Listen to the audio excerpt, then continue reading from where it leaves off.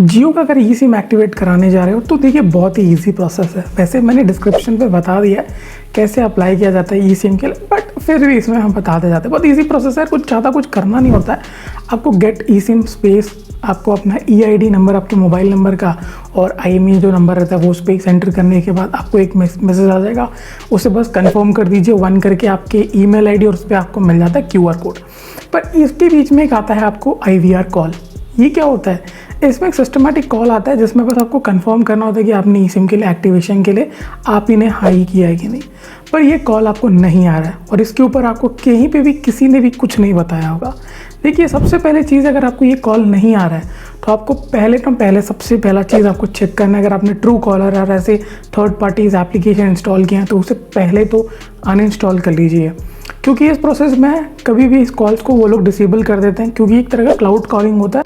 और कभी कभी क्या होता है ना, सारे थर्ड पार्टी आपने गलती से किसी क्रेडिट कार्ड या बैंक वालों को कॉल, आपने सोचा कि यार ये तो हमें तंग कर रहा है, हम इसे ब्लॉक कर देते हैं। तो इस केस में क्या होता है, आपका जो थर्ड पार्टी एप्लीकेशन जो भी आपने इंस्टॉल किया होगा अपने एप्लीकेशन या फ़ोन पे, वो सारे क्लाउड कॉलिंग को ब्लॉक कर देता है। तो पहले तो आप उसे अनइंस्टॉल कर दीजिए।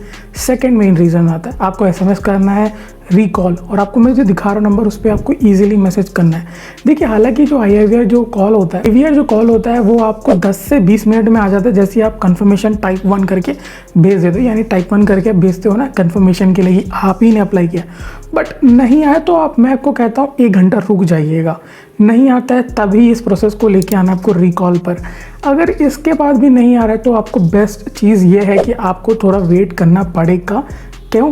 क्योंकि आपको पहले करना पड़ेगा जियो का ऐप डाउनलोड।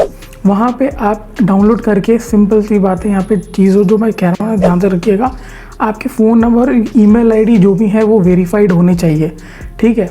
दूसरी बात, आपने जो मैसेज भेजा है वो जो कन्फर्मेशन का टाइप 1 आपने जो किया है, आपके उस टाइम पे फ़ोन पे मैसेज करने के लिए बैलेंस होना चाहिए।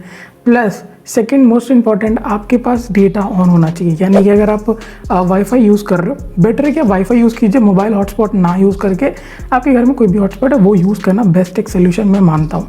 तो कुछ चीज़ों की गलती की वजह से आपको ये कॉल नहीं आ रहा होगा, तो रिकॉल आप जैसे SMS करते हो आपको वापस से कॉल आ जाता है। हालांकि इतना कॉम्प्लेक्स नहीं होता है, बहुत लोगों को 10 मिनट्स में ही कॉल आ जाता है।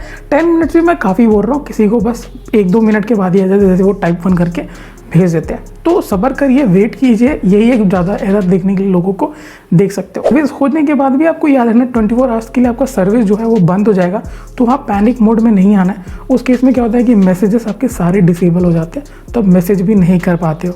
तो काफ़ी बोलते हैं मैसेज इज नॉट डिलीवर्ड, ऐसे एरर्स देखने के लिए मिलता है। 24 आवर्स तक ये प्रॉब्लम आपको देखने के लिए मिलता है, उसके बाद ये प्रॉब्लम सॉल्व हो जाता है। और भी कोई डाउट है ई सिम को लेके तो आप प्लीज़ कमेंट कर सकते हो, या आपके लिए कुछ नया सोल्यूशन आपके पास है, ये कुछ नया अल्टरनेटिव मेथड है, तो प्लीज़ कमेंट कीजिए, लोगों को हेल्पफुल होगा।